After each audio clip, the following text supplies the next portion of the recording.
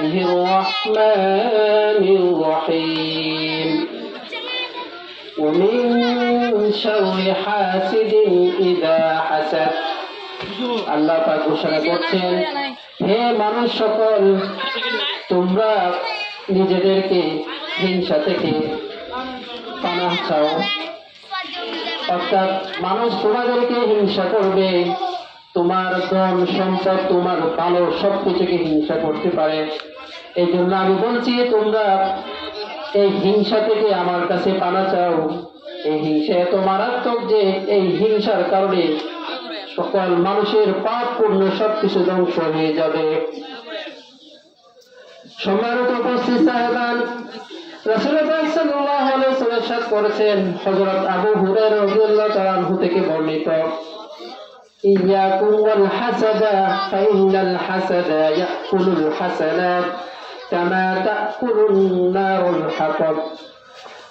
রাসূলুল্লাহ সাল্লাল্লাহু আলাইহি ওয়াসাল্লাম ইরশাদ করেছেন যে ইয়াকুম ওয়াল হাসাদা, তোমরা হিংসা থেকে বেঁচে থাকো, তোমরা হিংসা থেকে বেঁচে থাকো। কেননা হিংসা হচ্ছে এমন মারাত্মক জিনিস, হিংসা তোমার ভালো কিছুকে এমন ভাবে ধ্বংস করে ফেলে, যেমনি ভাবে একটা লাকড়িকে আগুন জ্বালিয়ে উড়িয়ে ফেলে। সম্মানিত উপস্থিত সাহেবান, আমাদের সকল নেক আমলকে এমন ভাবে হিংসা ধ্বংস করে ফেলে। একটা লাকড়ি যখন চুলার মধ্যে ঢুকাই দেয়, লাকড়িটা যখন জ্বালিয়ে পড়ে সারখার একেবারে ছাই করে ফেলে, ঠিক তেমন ভাবে মানুষের ভালো আমলগুলোকে নষ্ট করে ফেলে হিংসা।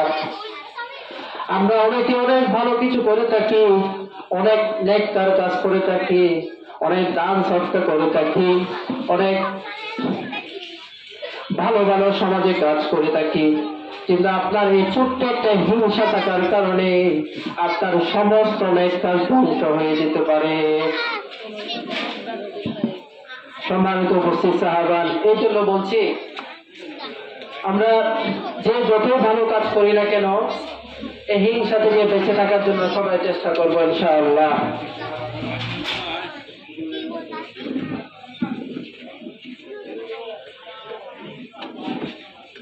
আমরা হিংসা করব কোথায়?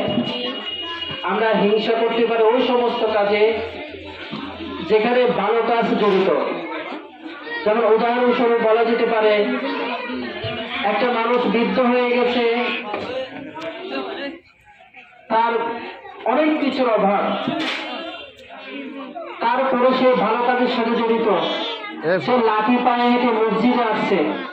আমার হিংসা করা উচিত ওই জায়গায়, এই মানুষটা আর্থিকভাবে এত দুর্বল, শারীরিকভাবে এত দুর্বল, তারপরে সে কত ভালো কাজ করছে, তারপরে সে লাঠি হয়ে মসজিদে আসতে পারছে। কিন্তু আমার মধ্যে কি? অথচ আমি সবল একজন মানুষ, যৌবক একজন মানুষ, আমার সবকিছু করা সম্ভব, তারপরেও কিন্তু আমি মসজিদে আসতে পারছি না। অথচ আমি কেন আসতে পারছি না, সেটাই আপনার হিংসা করা উচিত। আমরা সবাই ভালো কাজে হিংসা করব। একটা মানুষ তার 100 টাকা ইনকাম করার সামর্থ্য আছে, সে তার মধ্যে 90 টাকা মসজিদে দান করতে পেরেছে। কিন্তু আমার 1000 টাকা ইনকাম করার সামর্থ্য আছে, আমি 100 টাকাও কিন্তু আমার দিতে পারছি না।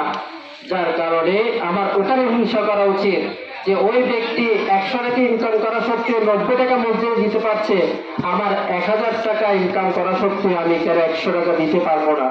ওই জায়গাটাতে আসলে হিংসাটা করা উচিত। কিন্তু আমরা হিংসা করছি কোথায়? এক ভাই আমার চেয়ে অনেক উপরে চলে গেছে, একটা ভাই ওই ফলানো একজন সন্তান ডাক্তার হয়েছে, একজন ইঞ্জিনিয়ার হয়েছে, সে একজন ধন সম্পদের মালিক হয়েছে, আমরা তার ভিতরে হিংসা করছি।